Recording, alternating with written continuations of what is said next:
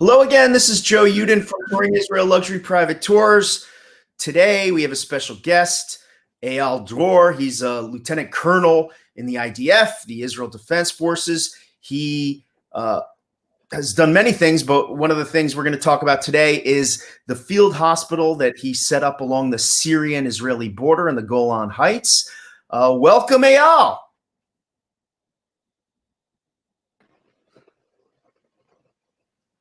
How are you?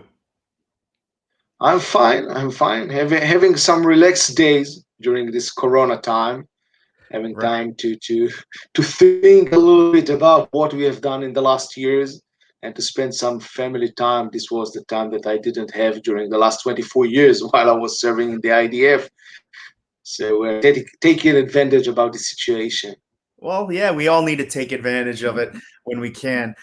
So one of the things we do with our tourists is we take them up to the Golan Heights and we take them close to the border on a hill or a mountain or a dormant volcano in some cases to overlook the outskirts of Damascus, and we bring them to you, and you talk about the conflict that was going on in Syria. You talk about the conflict going on between Israel and the various factions in Syria and Lebanon. Why don't you tell us a little bit about what's going on in Syria, how the IDF has helped the Syrian people, and what the situation is today? So basically, what happened that the Israeli-Syrian, as you might know, there isn't any peace agreement between the two countries. It was two terrible wars back on the 60s and 70s. However, during 40 years, it was completely quiet border. And for us as the Israelis, as the IDF who took in charge of the security of the state of Israel, well, it was good thing. But everything changed in 2011 while the Arab Spring started. And of course, it didn't start in Syria itself, but in some Arabic countries in Africa, Tunisia, Algeria, Egypt. But when it arrived to Syria, I think that this happened to some of the most tragic events the world ever become familiar with in the last 50 years, for sure. A terrible war. This just months ago, they celebrated or they mentioned the 10 years of this war. And till today, there is more than 1 million people who lost their lives. Now, some of them were soldiers, and soldiers are dying in a battle, but most of them were civilians like you and myself. Families, entire families, 6 million people had to escape from Syria to run away. And I think that we can take a look at this picture, which can describe it a little bit about the situation, about how people sending their children to a school which built in a tent. Now, if you want to take a closer look about it, I can explain that it's not a normal school like you sending your children, your audience sending their children, or I sending my children. It's just a place to gather the children in order that they will not go out and fall to the hands of Al Qaeda or Hezbollah or even ISIS, which was controlling the Israeli Syrian border at that date. And it was a huge impact to the state of Israel. We realized that after 40 years of silence, we have some new challenges of that border. The most radical Islamic groups were located on the border.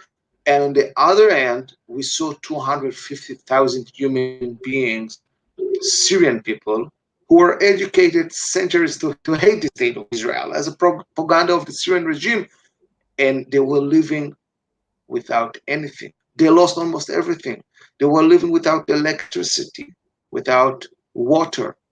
Can you imagine yourself the meaning of living in 2017?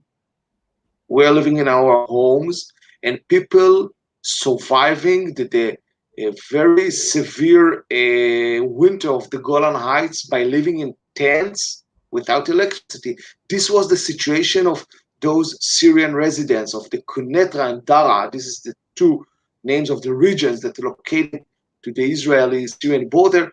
And the state of Israel and the IDF decided to do something. We decided Right. that we can before you get into that, yeah, for those of you who don't know who are listening, there's an actual ski resort in this area on the top of Mount Hermon, and it snows and it gets cold up there, and it's muddy, and the roads aren't really much of roads. So you've grown up in this environment. If you're a regular Sunni Muslim or Christian Muslim, Syrian, you're living in this wedge between Damascus and the Golan Heights, and you've learned your whole life that the enemy are the Jews, the Israelis, and then one day ISIS comes in, conquers your village.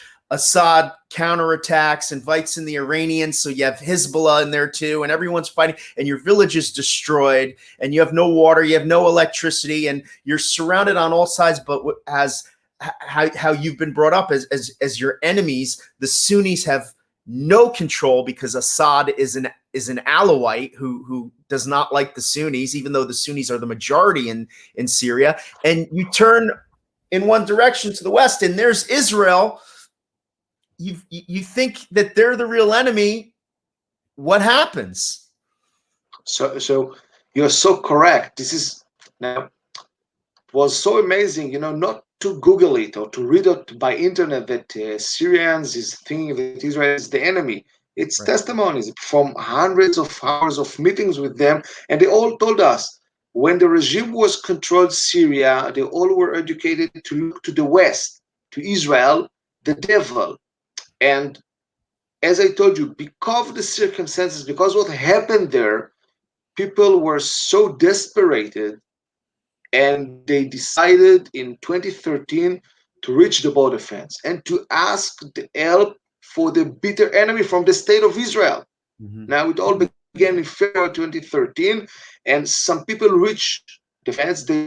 I must tell you that they took a huge risk for their lives. Mm-hmm. To be perceived as an Israeli collaborator in the Arabic world, it's a huge curse. Mm-hmm. To go to the devil and understanding that the Israeli soldiers might shoot you because this is what they've been learned all the years, they were so, well, you can say brave or you can say desperate. Right. And I think that what is matter that when they reached the border fence, they found the Israeli soldiers, 18, 19, 20 years old, our finest boys, that decided to open the border fence. Now, back at 2013, it wasn't a government decision at that time. It was a tactical decision of a force on a field watching people by don't know if they are ISIS, but see them wounded and invite them to go to the state, to enter the state of Israel, literally to open their heart for them, taking them to the Israeli hospital. So, and since that day, Israel treated 4,500 wounded Syrian people, men, women, and children. I will just add one sentence: 99% of them, we succeeded to save their lives. Wow. I just want to interject one thing, and I mean, 99% of them that we succeeded to save their lives. That's amazing. But what's very different about the Israeli army, and you're a lieutenant colonel, than any other army on earth, especially even the American army, is that the power to make decisions. I was a sergeant major in the paratroopers. The power is given to the officers in the field, lieutenants in the field, to make spot decisions without having to call back and ask some general what to do. And that's something very unique to Israel, isn't it?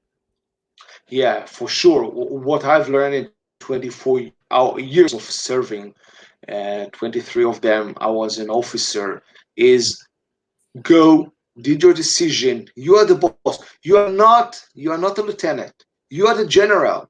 You are the commander while you are in the field. We are the commanders, the senior officers. We will back you up. Mm-hmm. And it's leading you for creative thinking. It leads you to take decisions, of course, for doing also mistakes. Right. But if you're not doing mistakes, you cannot learn. That's And right. yeah, it's amazing. Not just through this operation. Everybody, this is how we're educated generations of soldiers and officers. Be active, don't be passive. Do it. You can do it. We trust you. Good luck. Right. So what were we looking at there? We saw the soldier treating that first person on the stretcher, and now we see a soldier at the fence greeting a woman and her child. What do we see here?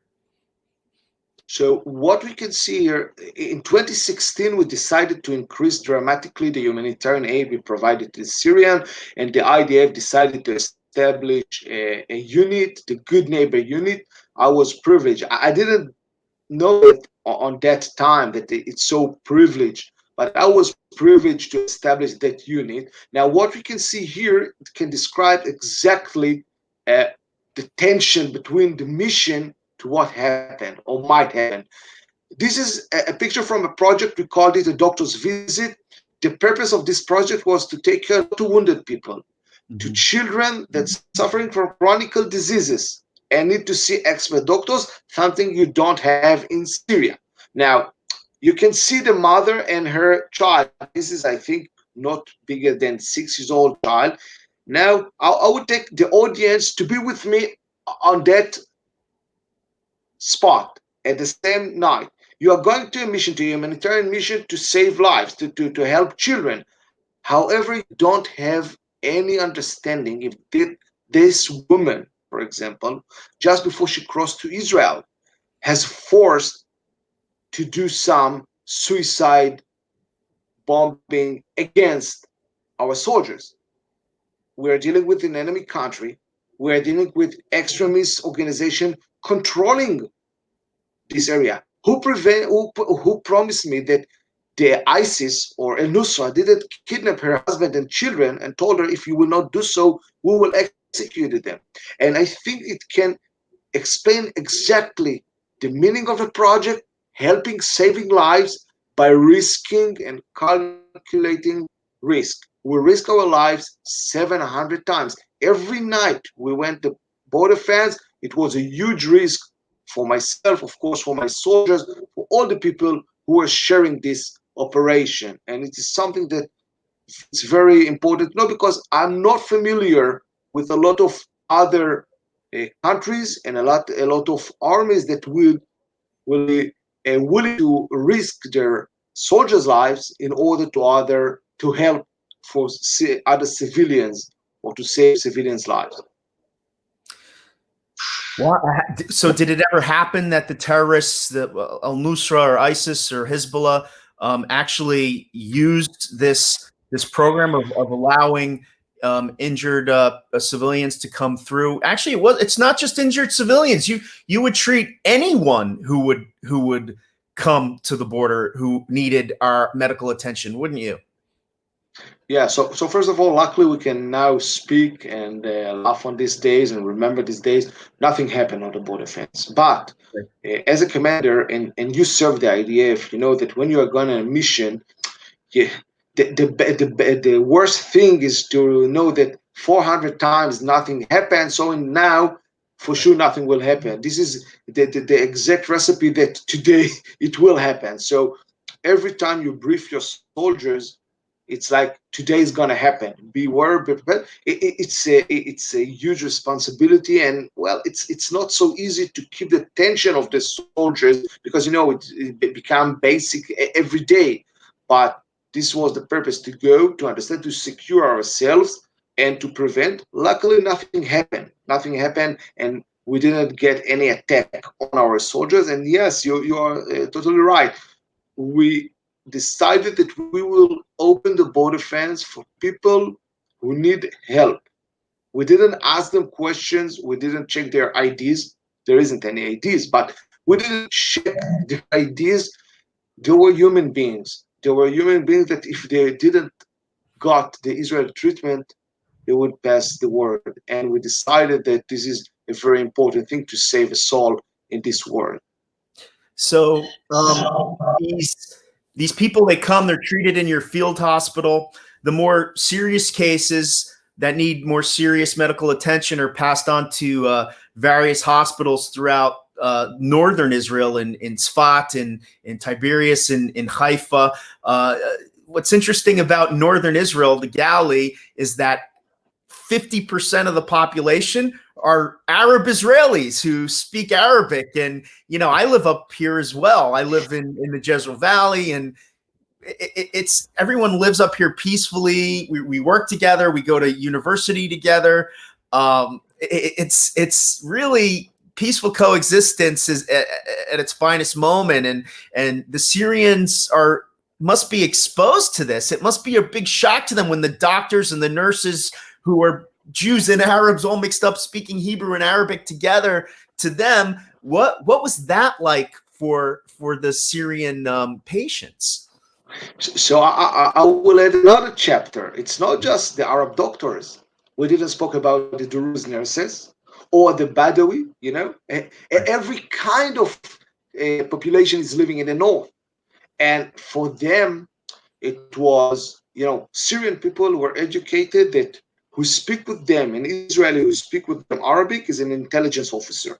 Right. Okay, because we don't have any other reason to speak Arabic. And now they're reaching the Israeli hospitals, and then a Muslim doctor reaching them, which is a Sunni Muslim, and it's Right. also important to understand, and greeting them, Assalamu alaikum wa rahmatullah. And they, whoa. Now they can understand from his voice that he's not a Jew learning Arabic, he is a Muslim. Right. It was amazing. It was total surprise for them. They told us so much. We didn't know it.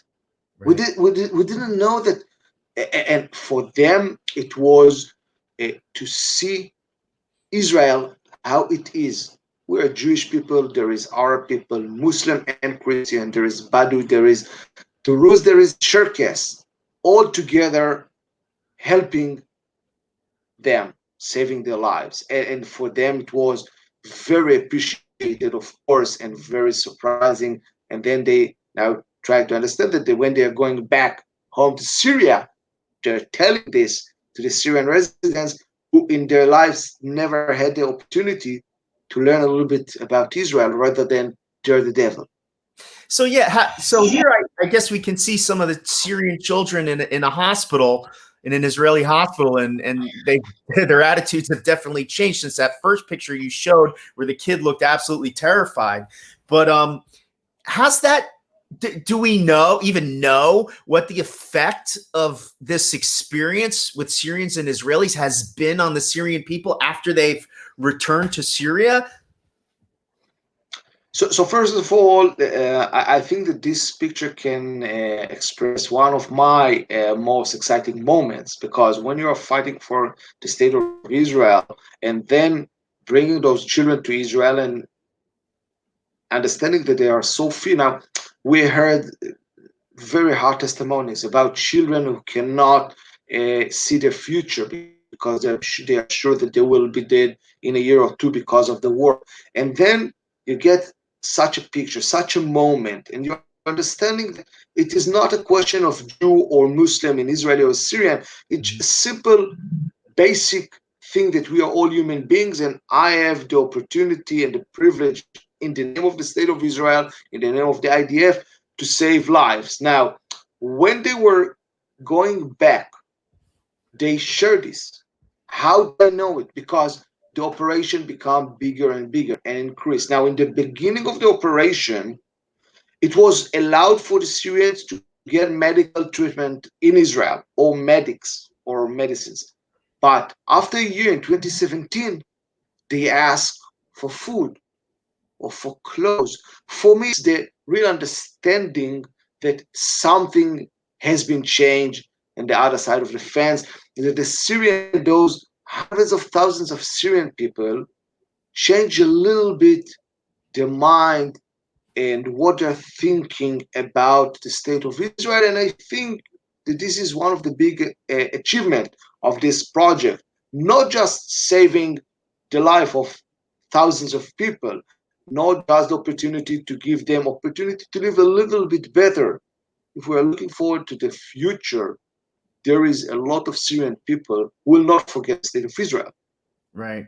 I remember I forget, there was a WhatsApp message going around because this whole idea wasn't public yet during the civil war in Syria that we were actually helping the people. There was a WhatsApp that we got. We need clothes for children. And I remember, our kids were growing up. Half of the clothes in their closet hasn't fit. And we took all the clothes we could. We live up north, and I took it up to the border. And we gave it to the IDF, and we hope that the clothes got to the kids. So maybe Jono can pull up that picture of the aerial view of the hospital. So it started off as just a few medics. I remember my nephew, who was a tank brigade medic, Ezra Friedman. Originally, he was one of the medics at the border treating them in a tent. And then, as you said, when they went back to Syria and they started telling everyone that it's not true about the Jews, and the people started coming, this happened. Why don't you tell us a little bit about your field hospital on the border? So you haven't told me before that you were part of Operation Good Neighbor. So thank you, and thank you for your family. I think that what was truly amazing at this project, and it's connected to this picture, of course, and it's connected to your story, that it was confidential operation. We couldn't have published it until almost the end of 2017 because we were afraid that the Syrian might be hurt from it. And for us, the mission was to continue helping them now. But we understood that we cannot do it by ourselves, by the IDF, by our research. And what happened is it became in 2 years a project of everybody. From the Israeli population in the north, for example, in the operation that you described, it was an operation with all the residents of all the 30 villages of Golan Heights who provide us clothes. From donations that, of course, we didn't get money, we got equipment. And this was, I think, one of the highlights of the project. This is a medical field clinic. Now, it was built behind the fence, on the eastern side of the fence between Israel and Syria in the DMZ. I think that what is so special that who built it is not Israel, is not Jewish people, it's Christian people. Friendships Unlimited, a Christian organization from the state, from Louisiana, people who are working 30 years and giving aid, people in need all the world, people who believe in Jesus and believe in the state of Israel, came to Israel in order to help the IDF, to help the Syrian. Now, at this facility, which is located just 2 kilometers, it's a mile and a little from areas that were controlled by ISIS. Wow. They treated, and believe me, they knew the risk of their lives when they are located so close to the ISIS. ISIS do not like Jewish, but they do not like also Christian people, as you might know. And 8,000 Syrian people were treated in this facility. 8,000 Syrians. Imagine for yourself how many people came back to their homes and told them, hey, those Israelis, those Christian people, they are not such bad people. They saved us. They gave us antibiotics. So I think this operation was so unique and so special because as much as I know, it is the first time in history while Jewish people, Christian people, Muslim people working together under the command of an IDF Israeli officer to help Muslims. Right. And so I think this hospital was set up, as you said, in the DMZ, which is the demilitarized zone, which was after the Yom Kippur War in 1973 was set up between Israel and Syria, that the UN is supposed to patrol. But at the beginning of the Civil War, when ISIS attacked, the UN had to be extracted from the DMZ by Israeli soldiers, didn't they? Yeah, it was in 2014 while one of the radical Islamic groups basically kidnapped, I think it was more than 40 soldiers of the Fijian force of the UNDOF. This is the UN task force. And they kept them hostages, and then it was some negotiation, and yeah, the IDF rescued them. Since that day, most of the UNDOF task force withdraw from the DMZ, from Syria, and served in Israel from the base, their base in Israel. When the regime came back to the area, reconquered the area in 2018. So in the end of 2018, they got back inside Syria, and today, well, basically they're trying to do what they should do. So what's the future? Last question.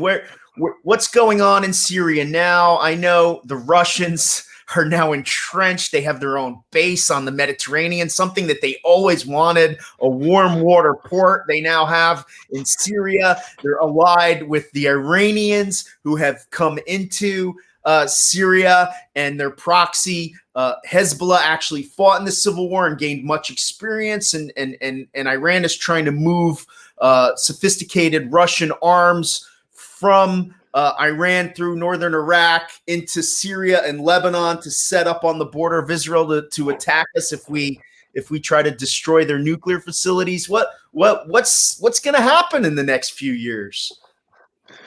So unfortunately, and I'm very optimistic man, but unfortunately, I can't see the good future for the Syrian. There is too many countries involved, too many interests involved. The Iranian, the Turkish, the Russian, the United States. Everybody's put a lot of money, a lot of blood in Syria, and nobody is going to cut his share. Everybody want a piece of Syria for his interest. What is influence? Because there is now the Syrian regime, for example. Most of the Syrian land has been reconquered by the regime, but it's not a real regime. No, I just read a week ago. It was an article about the area that close to the Israeli-Syrian border. They are suffering from a severe lack of flour. Now, for the people who knows, bread is the basic thing for this population. Mm-hmm. Well, basically, it's almost the only thing that those people can achieve and eat. And now, even these basic needs, their government cannot provide them. I was shocked from this article. So I think that who is going to pay the price, unfortunately, is the residents. I can tell you that although we are not in connection or we cannot contact anymore with the Syrian people, uh, but I'm following about the situation, and well, their lives are very bad. In the last year, just in the areas that were located 30 kilometers from the Israeli border, there was almost more than 400 assassinations, and people are living in this reality. So unfortunately, the people of Syria will not get a normal life in the next couple of years. The damage for the infrastructure is estimated by hundreds of billions of dollars. Who is going to pay it? Who is going to sponsor a leader that butchered his own people? The Western world will not do so. No. So I think that again, I'm very sad to say it, but I think that the residents of Syria will continue suffering from this event, and it didn't came to an end yet. Right. Well, very interesting stuff. Why don't we talk a little bit about this picture before we go? Yeah, so we should finish with some optimistic views and not just with my pessimistic word of the Syrian residents. You asked me before if the Syrian people were infected by the operation, if it changed a little bit their mind. So I want to that everybody will take a look at this picture. I think that the flag of Israel is very well and very familiar, but the story behind this picture is a 9 years old girl from one of the villages next to the Israeli-Syrian border. Now, she reached the border fence suffering from very severe diabetes, and we took her to Ziva Hospital. And the Israeli doctors claimed that if we just reached 24 hours later, she wouldn't have survived. Now, she was hospitalized, yeah, in the last minute. She was hospitalized for 6 months in Israel. And before she went back to Syria, she drew the flag of Israel. And what is more interesting is the word in Arabic that she wrote. She wrote in the left side, you can see a short word is Wiham. This is her name.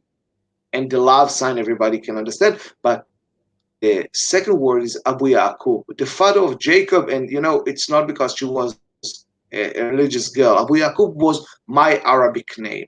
So I think that can symbolize Operation Good Neighbor. A Syrian girl through the flag of Israel, dedicated to the IDF officer that saved their lives. I can assure that Weham will not forget what Israel did. Right. I can assure that another 250,000 people will not forget what Israel did for them in those years. Wow.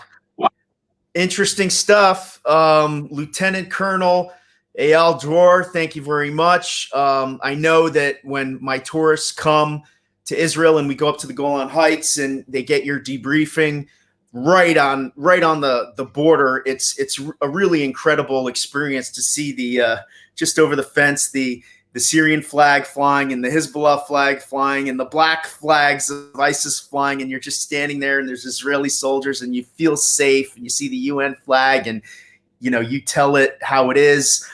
It's very interesting, and I look forward again after this coronavirus is over to start bringing tourists up north that you can host them again.